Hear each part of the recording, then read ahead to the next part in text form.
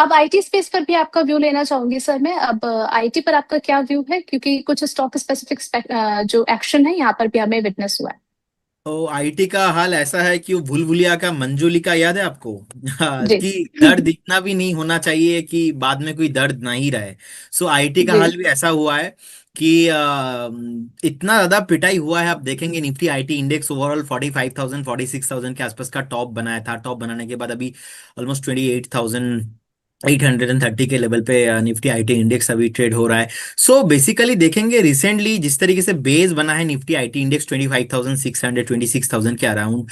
अब ये जो आईटी इंडेक्स में ओवरऑल सेलिंग प्रेशर आया है, इज नॉट ओनली दैट कि एंथ्रोपिक एआई वजह से। हाँ, ऑब्वियसली हम्म। एंथ्रोपिक एआई आने के बाद एक अच्छा खासा सेलिंग शॉर्ट टाइम में, एक ही महीने के अंदर हम लोगों ने देखा है कि 33,000 का इंडेक्स 25,000 के आके एक बेस बनाया। अब द थिंग इज कि इसके हम्म। साथ साथ देखना पड़ेगा कि अर्निंग रिजल्ट भी अच्छा हम्म। नहीं है। जो अगर आप हम्म। रिसेंटली भी टीसीएस का रिजल्ट देखेंगे, कहीं ना कहीं लाइन ऑफ द एक्सपेक्टेशन के आसपास ही है। ऐसा कुछ जी। ओवर एक्सपेक्ट भी मार्केट ने नहीं किया था, और ओवर एक्सपेक्टेशन अभी भी पॉसिबल नहीं है, क्योंकि जो पैसा हम्म। एआई में एंड न्यू टेक्नोलॉजीज में इन्वेस्टमेंट हुआ है, इसका भी आरओआई आने में टाइम लगेगा। सो हमें लगता है कि हम्म। नेक्स्ट 3 से 4 क्वार्टर का जो व्यू है, ये थोड़ा बहुत देखना पड़ेगा, रिजल्ट देखना पड़ेगा। अगर वहां पे क्वार्टर टू क्वार्टर बेसिस पे ग्रोथ होता है, तो तब जाके एक अच्छा बाउंस आपको देखने को मिलेगा।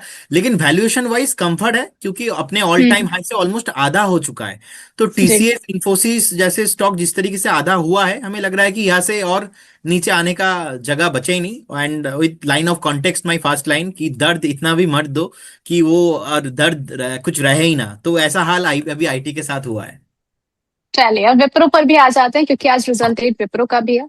आपका व्यू इस काउंटर पे क्या रहेगा? देखिए, विप्रो में मुझे लग रहा है कि कहीं ना कहीं एक सपोर्ट बेसिकली आपको 158 के लेवल पे एक स्टॉप लॉस मेंटेन करके चलना चाहिए। एक रेंज बाउंड ट्रेड हम हम्म। लोग देख रहे हैं। 192 के ऊपर आपको आते हुए नहीं दिखाई देंगे। अभी 177 के आसपास का प्राइस है। अगर 192 एंड अबव सस्टेन होती है, तो उस केस में एक बार आपको 240 तक भी मूव नेक्स्ट आने वाला 3 से 4 महीने में आपको आते हुए दिखाई देंगे। फिलहाल अभी बने रहने का ही सलाह होगा, पर्टिकुलर विप्रो के साथ भी।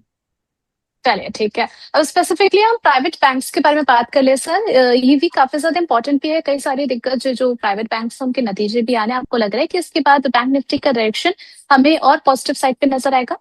देखिए, बैंक जो प्राइवेट बैंक है, इसमें से देखेंगे रिसेंटली जिस तरीके से कॉर्पोरेट एक्शंस हम लोगों ने एचडीएफसी हम्म। बैंक पे देखा है, 40 करोड़ का एक जी। स्कैम के बाद वो मैटर सॉल्व हुआ। एंड बचपन में हम लोग म्यूजिकल चेयर वो गेम प्ले करते थे। अभी रिसेंटली हम्म। बैंक पे हम लोगों ने देखा है कि एक्सिस बैंक का सीआईओ उस बैंक पे, उस बैंक का सीईओ इस बैंक पे। हम्म। सो हम्म। ये लास्ट वीक ये सारा चीजें हुआ है। अब द थिंग इज कि अगर हम H D F C bank देखेंगे, 774 7 एंड 70 के लेवल पे जिस तरीके से बेस फॉर्मेशन हुआ है, and I don't hmm. Think ये यहाँ से आपको नीचे आते हुए दिखाई देंगे। अच्छा खासा बेस बनाए, आपको शॉर्ट टाइम में एक बार 865, उसके बाद 940 950 तक आते हुए दिखाई देंगे। एंड रही बात ICICI bank, axis bank and जितने भी अदर्स पीएसयू बैंक्स वगैरह है, मैं यहाँ पे समझ रहा हूँ कि कहीं ना कहीं एक बार 808 के जो आईसीआईसीआई बैंक है, अभी 1419 के आसपास का भी प्राइस चल रहा है। मैं समझ रहा हूँ कि यहाँ पे हम्म। एक बार बने रहना चाहिए। अच्छा खासा बेस रिसेंटली 1250 1300 के आसपास बना है। 1420 के आसपास का आईसीआईसीआई बैंक का प्राइस चल रहा है। यहाँ से आपको 1450 पहला टारगेट, उसके बाद ऑलमोस्ट 1550 तक मूव आते हुए दिखाई देंगे। सो प्राइवेट बैंक पे डेफिनेटली वैल्यूएशन मुझे कंफर्ट हो रहा है, फेयर वैल्यूएशन है, बाय करके चलना चाहिए, और जिनके पास है बने रहिए। चलिए ठीक है, आगे बढ़े उससे पहले ट्रेड आइडिया ले लेते हैं। प्रदीप सर, आपकी तरफ से कोई रिकमेंडेशन? देखिए, आज एक स्टॉक मेरा रडार पे है, वो बेसिकली है ग्राफाइट। ग्राफाइट का जी। चार्ट मुझे बहुत ही अट्रैक्टिव लग रहा है। एंड रिसेंटली देखेंगे अच्छा खासा एक डाउन साइड हम लोगों ने ग्राफाइट में देखा है, सिंस 785, सिंस 780। हम्म। लगातार एक तरफा सेलिंग हम्म। के बाद कंटिन्यूअसली स्टॉक एक टाइम करेक्शंस के अंदर था। रिसेंटली जो मूव देखने को मिल रहा है, ये मुझे बहुत ही अट्रैक्टिव लग रहा है। एंड 20 मूविंग एवरेज को बस क्रॉस करने वाला है, जो 669 के लेवल के आसपास है। रिसेंटली हम हम्म। लोगों ने देखा है 50 मूविंग जो वीकली एक्सपोनेंशियल प्राइस है इसके ऊपर सस्टेन हुआ है, जो कि 617 का लेवल एंड अभी 645 का लेवल के आसपास का प्राइस चल रहा है। तो बाय करने का सलाह रहेगा। स्ट्रक्चर वाइज बहुत ही बढ़िया प्रोमिनेंट काउंटर है एंड यहाँ हम्म। पे फेयर वैल्यूएशंस पे है। पहला टारगेट आपको यहाँ पे 664, सेकंड टारगेट यहाँ पे आपको 690, थर्ड टारगेट आपको यहाँ पे 725 तक मूव आते हुए दिखाई देंगे। करेंट जोन से 15% का अपसाइड मैं देख रहा हूँ एंड ऑलमोस्ट 5 to 6% का एक स्टॉप लॉस आपको मेंटेन करके जाना चाहिए। वो स्टॉप लॉस रहेगा 612, 612 के आसपास का रहेगा स्टॉप लॉस। फाइनल टारगेट रहेगा 725। चलिए ठीक है, तो यहाँ पर प्रदीप सर की तरफ से ग्रेफाइट इंडिया लिमिटेड निकल करके आया है एक नाम 642 के लेवल पर ट्रेड होता हुआ नजर आ रहा है। 2.71% की अपसाइड के साथ में 802 का हाई लगाया था। 3 टारगेट्स आपको सुझाए गए हैं। और जो कॉल है एक बार फिर से स्क्रीन पर शेयर कर दीजिए, ताकि जितने भी व्यूअर्स लगातार हमारे साथ जुड़ते हुए जा रहे हैं उनसे कोई भी इंफॉर्मेशन मिस ना हो। चलिए ठीक है, तो ग्रेफाइट इंडिया एक ट्रेड निकल करके आया है प्रदीप सर की तरफ से। आगे बढ़ चलते हैं कुछ स्टॉक्स की तरफ, जहां पर आज के सेशन में हमें कुछ अपसाइड मूव देखने को मिला है। गेनर्स की लिस्ट एक बार स्क्रीन पर लेकर के आई है। एक बार प्रदीप सर से समझेंगे इनमें से कौन सा ऐसा स्टॉक्स है जहां पर फ्रेश बाइंग की जा सकती है और किन्हें थोड़ा सा अवॉइड करके चले। एचसीएल टेक में आज हमने देखा तेजी बनते हुए नजर है। मारुति में भी आज बढ़त के साथ कारोबार हुआ है। इसके अलावा इंडिको में भी आज तेजी है। विप्रो के बाद अपने बात करें, इसमें भी अपसाइड नजर आई है। और इसके अलावा बजाज फाइनेंस में भी आज अपसाइड मूव नजर आया है।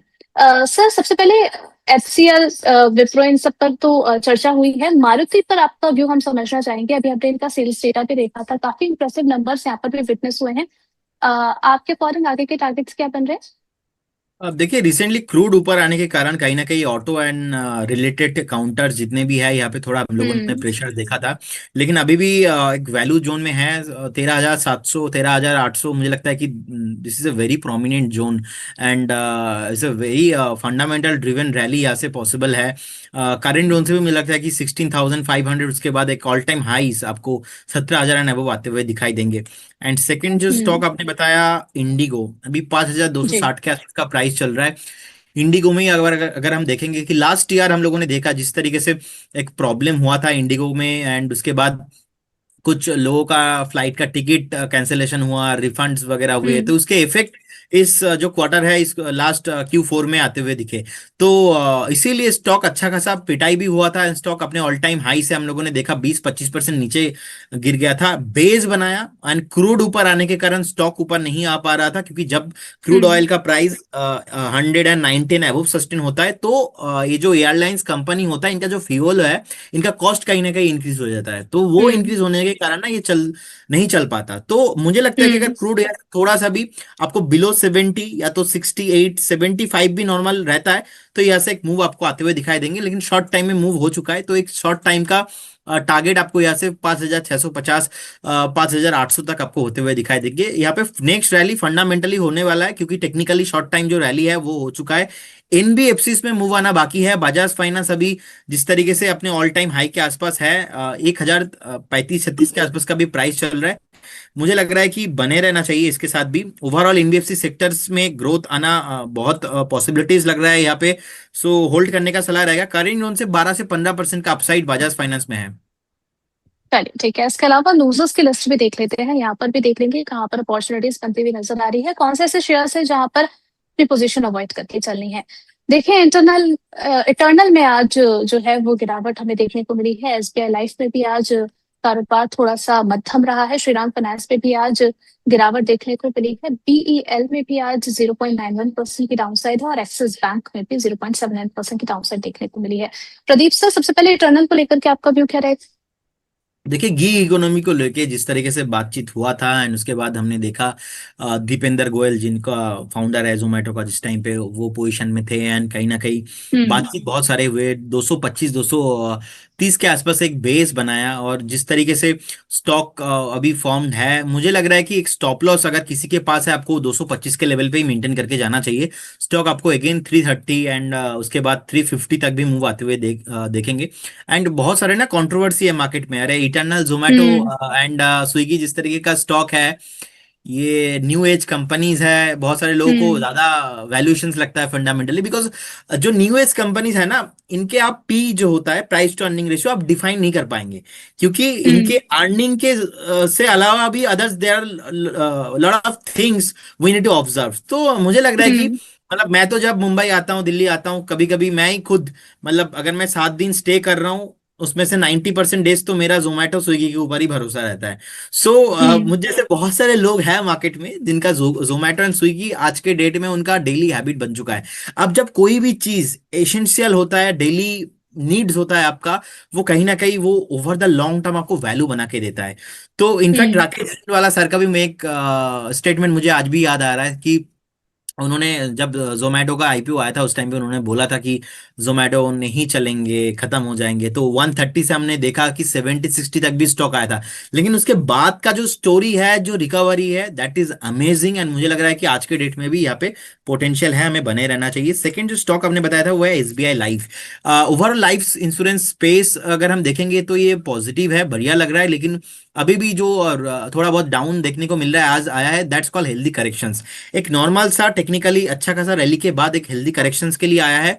1750 के आसपास का एक स्टॉप लॉस मेंटेन करना चाहिए, बने रहना चाहिए। हम्म। एंड श्रीराम फाइनेंस में कोई बड़ा ब्रेकडाउन नहीं है, अच्छा खासा चला है। रिसेंटली लास्ट 6 महीने में स्टॉक हमने देखा कि 650-700 से एक तरफा स्टॉक ने 1100 के ऊपर भी आ गया था। छोटा मोटा एक हम्म। प्रॉफिट 1024 के आसपास का प्राइस चल रहा है, आपको 964 के आसपास का एक स्टॉप लॉस मेंटेन करके बने रहना चाहिए। भारत इलेक्ट्रॉनिक्स डिफेंस काउंटर है, एंड इनके हम्म। पास ऑर्डर बुक बहुत बढ़िया है। एंड आप देखेंगे जिस तरीके से डिफेंस को लेके गवर्नमेंट का फोकस है, हर बार बजट में कहीं ना कहीं डिफेंस रडार पे रहता है। सो हमें लग रहा है कि यहाँ से भी भारत इलेक्ट्रॉनिक, आपको अगर फंडामेंटल रैली देखा जाए तो 480, उसके बाद 530 का टारगेट यहाँ से आना चाहिए। बेस्ट बाइंग जोन इस 380 टू 390 का जोन, इस लेवल पे आपको बाई हम्म। करना चाहिए। 355 के आसपास का एक स्टॉप लॉस होगा। इनफैक्ट आज से 2 हफ्ता पहले भी बीएल को एक ऑर्डर मिला है, तो ऐसे बीच बीच में हर एक हम्म। महीना ऑर्डर मिलता रहता है। तो इनका हम्म। ओवरऑल जो पैट है ना, ये कहीं ना कहीं एडजस्ट होके जा रहा है। ठीक है।